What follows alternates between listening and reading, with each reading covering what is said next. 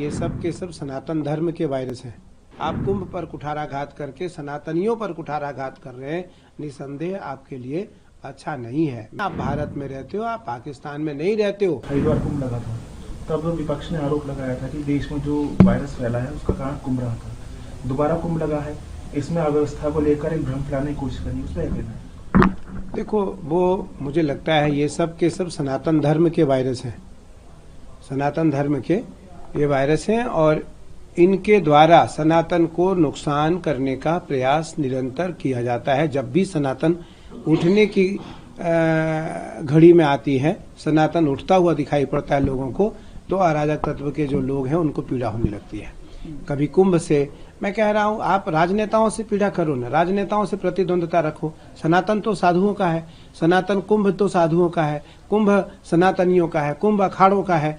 आप कुंभ पर कुठाराघात करके अखाड़ों पर कुठाराघात कर रहे हैं, आप कुंभ पर कुठाराघात करके संतों पर कुठाराघात कर रहे हैं, आप कुंभ पर कुठाराघात करके सनातनियों पर कुठाराघात कर रहे हैं। निसंदेह आपके लिए अच्छा नहीं है। मैं फिर आपको कहता हूं, ये आपके लिए अच्छा नहीं है, आपके लिए शुभ सूचक नहीं है। इसलिए आप निरंतर इस बात का ध्यान रखें। आप भारत में रहते हो, आप पाकिस्तान में नहीं रहते हो, आप भारत से बाहर नहीं रहते हो। भारत आज भी सनातनियों का है, भारत सनातनियों का है। अगर कोई एक दो लोग सनातन को पीड़ा पहुंचाने का प्रयास करेगा तो निसंदेह सनातनी अब जग गए हैं। सनातनी उनको सहन करने वाला नहीं है। या वो हरिद्वार कुंभ हो, वही कोरोना काल में सबको पता है, जब कुंभ प्रारंभ हुआ और कोरोना आई तो सबसे पहले निरंजनी अखाड़े ने इसका घोषणा किया कि मैं कुंभ को विराम दे रहा हूँ। कौन सा भारत का ऐसा कोई प्राणी है जिसने ये कहा हो कि नहीं, मैं अपना बिजनेस बंद कर रहा हूँ, मैं अपना काम बंद कर रहा हूँ, मैं अपनी राजनीति बंद कर रहा हूँ? उस समय तो किसी ने नहीं कहा। मुझे लगता है अखाड़ों ने आगे आकर के यह काम किया है। इस बार भी जब छोटी सी घटना कुंभ में हुई और उस घटना में हमारे कुछ श्रद्धालु हताहत हुए, तो सबसे पहले अखाड़ों ने घोषणा किया कि मैं स्नान तब तक नहीं करूंगा जब तक हमारे आम श्रद्धालु स्नान नहीं कर लेते हैं। तो यह काम तो अखाड़ों का सदैव रहा है और अखाड़े सदैव राष्ट्र रक्षा हेतु काम करते आए हैं। या वो सनातन की रक्षा हो, भारत या स्वतंत्रता संग्राम की बात हो, देश आजाद की बात हो, जब जब देश में आवश्यकता पड़ी राष्ट्र रक्षा के लिए नागाओं ने मोर्चा संभाला। हमारे नागा आगे आकर के इस मोर्चा को संभाल करके और आगे आकर के उन्होंने डट करके उन्होंने भारत को वह सब कुछ दिलाया जो भारत को मिलना चाहिए था।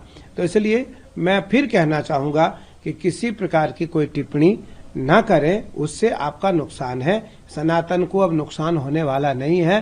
सनातन अब जग गया है, सनातन अब चल पड़ा है, सनातन अब दौड़ पड़ा है रोड पर, और सनातन अब रुकने वाला नहीं। आने वाला कुंभ हरिद्वार का है, उसके बाद आने वाला कुंभ नासिक का है, उसके बाद आने वाला कुंभ उज्जैन का है। आप देखना, आप, क्योंकि मीडिया का बहुत बड़ा योगदान है, मीडिया की बहुत बड़ी भूमिका है, मीडिया की बहुत बड़ी भूमिका है।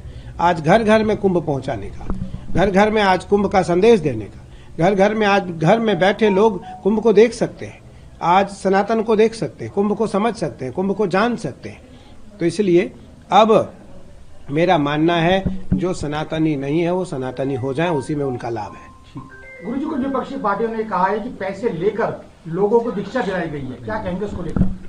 पैसे लेकर दीक्षा दिलाई गई है। कुछ फिल्म अभिनेत्री थी, कुछ लोग और भी थे, उन लोगों के साथ ऐसा किया गया, तो बाद में उनकी सदस्यता को भंग भी किया गया था। देखो, बनाने वाली, हाँ, महामंडलेश्वर बनाने की बात को लेकर नहीं, हम लोग ने मैं तो इस बात को कहता हूं कि ये परंपरा हमारे अखाड़ों में नहीं है। आज भी अखाड़ों की परंपरा को समझना पड़ेगा, अखाड़ों की परंपरा को समझना पड़ेगा। पैसे की क्या बात होती है? भाई आचार्य, महामंडलेश्वर कौन बनाता है? आचार्य बनाता है। महामंडलेश्वर कौन बनाता है? अखाड़ा बनाता है, अखाड़ा बनाता है। जब एक साधारण परिवार में शादी विवाह होती है तो सामान्य से और असामान्य से असामान्य खर्चे किए जाते हैं। उसी प्रकार अखाड़ों में भी समष्टि होती है, अखाड़ों में भी भंडारे होते हैं, अखाड़ों में भी छोटे छोटे जो साधु होते हैं उनके लिए कुछ छोटी छोटी दक्षिणा तय की जाती है जो जिस योग्य है। इसलिए हमने लगभग इस बार 10 महामंडलेश्वर बनाए और जूना ने भी बनाया, निरंजनी, तो हमने 10 महामंडलेश्वर बनाए। भारत के श्रेष्ठ साधुओं को हमने महामंडलेश्वर बनाया, भारत के श्रेष्ठ साधुओं को हमने दीक्षित करके और हमने महामंडलेश्वर बनाया। मुझे लगता है किसी प्रकार की कोई मांग नहीं रखी जाती है, नहीं रखी जाती है। मैं इसलिए कह रहा हूं क्योंकि महामंडलेश्वर बनाने वाला मैं स्वयं हूं, मैं महामंडलेश्वर बनाता हूं। निरंजनी का जो भी महामंडलेश्वर बनेगा वो आचार्य और अखाड़े के प्रतिनिधित्व में, अखाड़े के प्रतिनिधित्व में, अखाड़े के सानिध्य में आचार्य उस पट्टाभिषेक को करता है। जूना का जूना पीठाधीश्वर करेगा, महानिर्वाणी का महानिर्वाणी पीठाधीश्वर करेगा। इस प्रकार से सभी अपने अपने अखाड़ों के जो पीठाधीश्वर हैं वो महामंडलेश्वर पद पर अभिषिक्त करते हैं, उनका पट्टाभिषेक करते हैं। इसलिए ये मिथ्या बयान है, मिथ्या आरोप है। इस आरोप को बिल्कुल आचार्य जी ने सही कहा, आचार्य प्रमोद कृष्ण जी ने कि इस आरोप को सिरे से खारिज किया जाता है। इस आरोप में किसी प्रकार का कोई तथ्य नहीं है और ये अराजक तत्व के लोगों का षड्यंत्र है।